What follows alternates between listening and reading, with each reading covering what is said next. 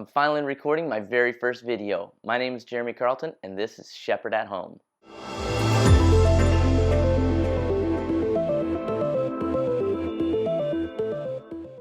Hey guys, my name is Jeremy Carlton. I've been a youth pastor for more than 20 years and a parent for about 11.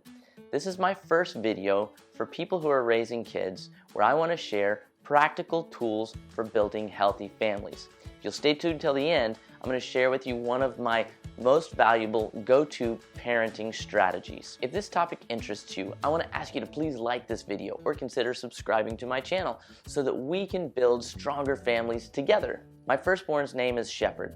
When I find myself in the middle of trying to make the right choices to raise a good kid, I can't help but think that there must be parents everywhere having these same kind of issues and struggles when they're trying to raise their kids. Sometimes conversations with our kids can be really confusing, or their questions can be super difficult, and we might second guess the effectiveness of our parenting. So I want to create a place for learning about parenting, sharing ideas, asking questions, and finding answers. So hopefully we can all have stronger families as a result of it. Also, I work with a lot of teenagers and I see kids struggling with some pretty big problems. Their parents are at the end of their rope and they just really don't know how to tackle the big problems that a lot of teenagers have. I see parents who haven't really engaged their teenagers with intentional parenting strategies as children, and so now they have bigger issues that may be public or really glaring or super difficult, and they just don't know what to do. So I find myself encouraging parents of teenagers to start off with simple parenting strategies that I myself am using for my own children. Things like creating daily routines, putting parental controls on their electronic devices, not letting the home be a child-centered home, and setting up firm boundaries and holding them.